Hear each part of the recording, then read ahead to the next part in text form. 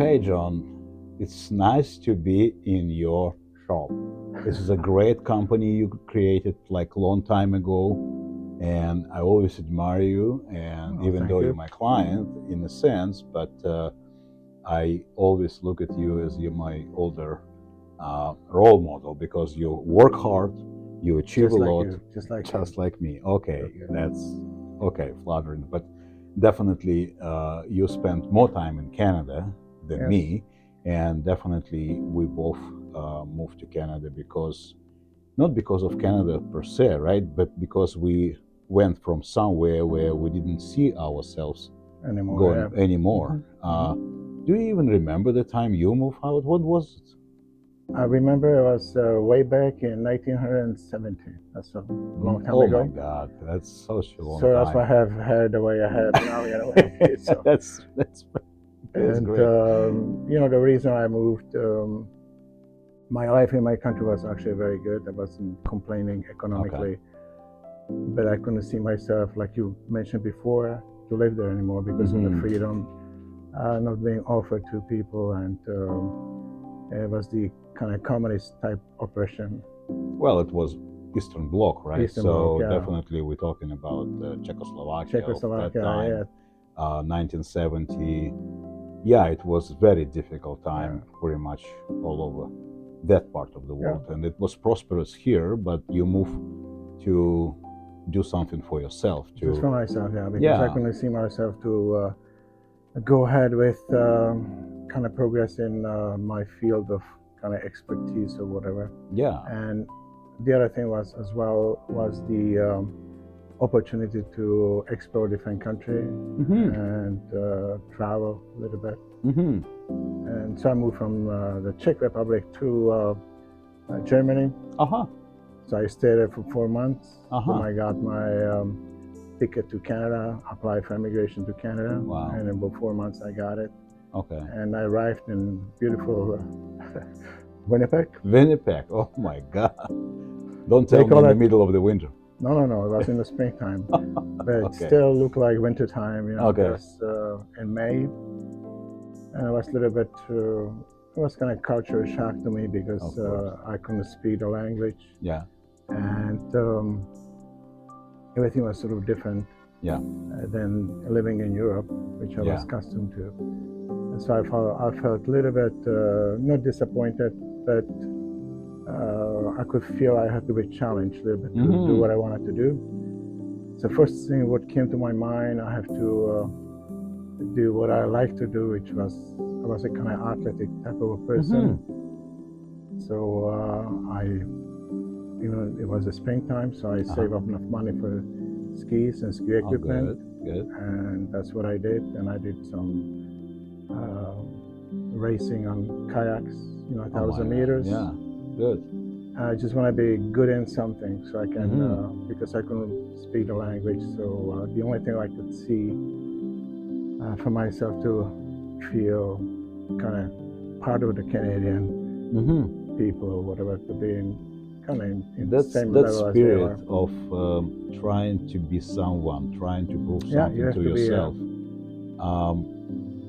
it led you to success in athletic world. You're right, I know about that. And then in terms of business, you decided to go into your own practice at some point.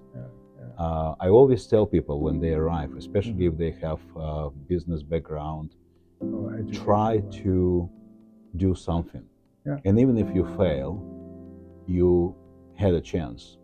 And try again. Is it correct advice? All the time there is more, if you look at success or success people, they have a lot of failures. Of course. So if you fail once, just keep on, just jump back on the horse. Yes. And keep trying till you have to have the focus. You have to focus to what you want to be, what you want to do, and just go for it. And just don't give up. Sometimes a lot of people, they give you advice, and it's usually not. And sometimes advice is just give up. Just give up. Yeah. Say, why don't you try to do something different? Yeah. And if you believe, like I was lucky, I had education in my field, which was the dental technology or dental technician. And so I just pursued that, and I work hard, I have to say, because I have to practice my, in my field of athletics or whatever, and plus work, because when you start, you have no money, and so you have to kind of earn the money before you can play. So you have to kind of combine those two things together. Right. And and working hard, I know that you, just like me, work like 70-hour a week, for sure. You love your business not because you have to work, because you actually love working and doing and helping people, because you save a lot of, oral hygiene and the whole dentistry industry is big part of people's life, and you helping them to be beautiful, to be healthy, and beautiful smile is number one. Yeah, exactly. So Canada, it's a difficult question, but has it changed in those years that you are here? I think so. Especially me living in Winnipeg for 10 years. Right. I felt a lot of people, they think Winnipeg is not a very good place, but Winnipeggers don't listen. Okay. Oh, that's good. That's fair. But I appreciate Winnipeg very much because of I met my first friends in Winnipeg. Yeah. They were very helpful to me, and people by large in Winnipeg, they're very friendly, and I think it's because of the toughness of life they live through. It is actually tough to survive there. Yeah, because you have the minus 40 degrees in the winter time, and plus 40 in the summertime, with the mosquitoes.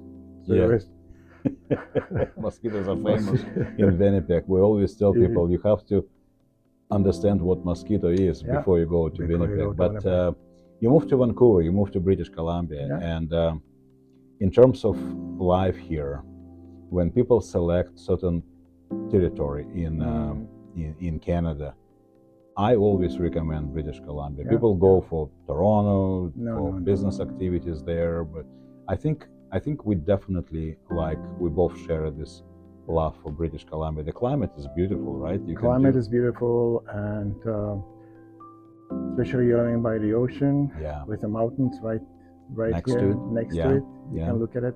And even in the wintertime, when you have a lot of rain here, you can just drive up, 20 minutes, half an hour up in the mountains where the snow is. So you feel a lot better right away. Because you get away from the winter and away from the rain into. And that's amazing, actually. People before they arrive, they never even comprehend the idea how you can be like swim in the ocean and go in ski. If you polar bear, you swim in the ocean in the wintertime. I do. You do? And I do this. And then in 15 minutes, 20 minutes, you go and ski. Yeah. It's crazy, but it's beautiful. People actually, when they arrive, and we talk to them and we try to help them to adapt and to settle the right way, I guess, but we cannot change their mind. I always tell people we don't perform brain surgery, right? So whatever people have, whatever they think, it's what they think. Many people kind of close themselves in the community.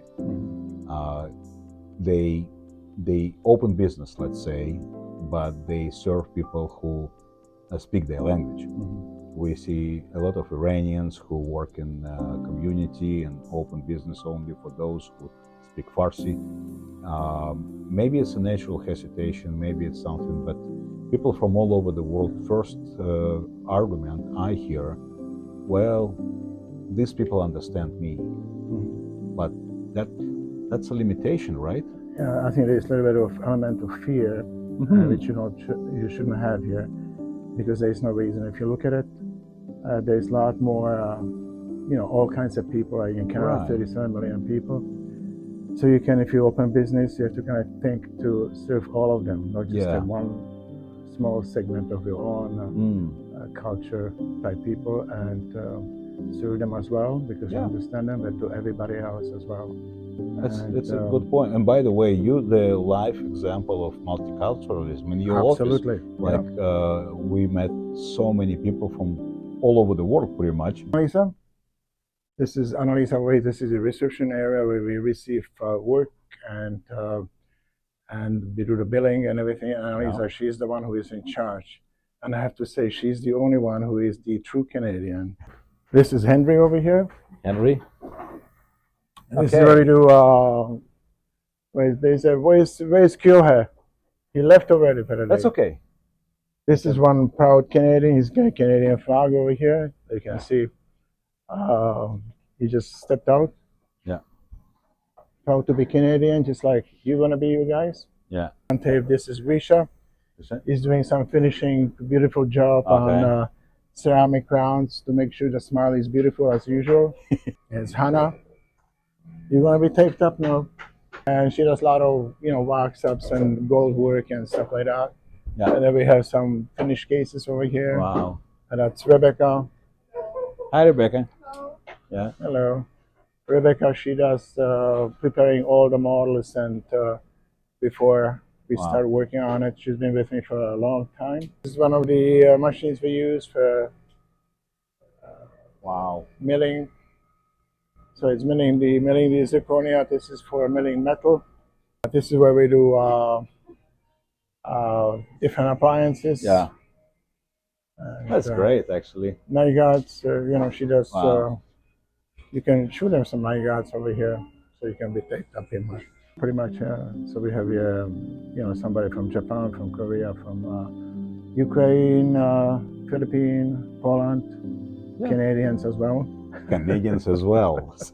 It's like different nationality, right? True Canadians, born and raised, but they see the beauty of Canada. What I like personally, you're dealing with someone, and if they're not immigrants in first generation, and that's what I tell people: don't be afraid, because if you're talking to someone and they probably, if not first but second, third generation immigrants, it's very new country.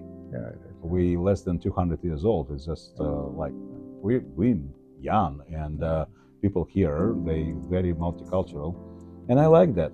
Let's imagine someone who is actually ready to pack their things and bags and family and uproot them and move to Canada. What would be your advice to them before they immigrate?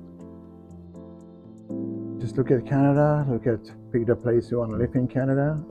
Personally, I love British Columbia because of the the environment over here. You have a lot of different cultures over here, number one. Number two, there's the ocean. And 20 minutes from here, you can be up in the mountains skiing in the wintertime, and or go skiing up to to Whistler, or going back east or whatever. It's absolutely beautiful. And just park up your things, and in your mind, you have to be ready to be here and forget your past life. Like they say, just burn the bridges or burn the boats. Burn the bridges, burn the boats. Yes. I decided this is where I'm going to live, and I'm going to build my best life ever. Actually, I found it too quite fascinating, because people moving here and they always looking back. And I always tell them, you drive in the car looking in the rearview mirror. It's like you never establish yourself fully, you never fully immerse in this culture. You never try to understand local culture, local traditions, local environment, even cuisine. And what I like about Canada in this respect, I think the ability to be in the world in one place, like, okay, I want to try some cuisine, and I don't have to travel to that country. I can go to local place, and specifically in Vancouver, it's very unique. Especially in Vancouver, it's very authentic. You can try whatever you can and wish. Well, thank you very much, John. Thank you very much for giving us nice excursus in your past, and wishing you the best. Okay, so thanks very much, and wishing all the best to everybody who wants to come here. Thank you. Okay, thank you. For watching our next episode of Anyvisa Talks. Today we visited an incredible man, incredible doctor, an incredible professional, and great entrepreneur who moved to Canada in 1970, believe it or not, and still working hard because he loves doing what he is doing. As always, subscribe to our channel, like this video, share, and stay safe.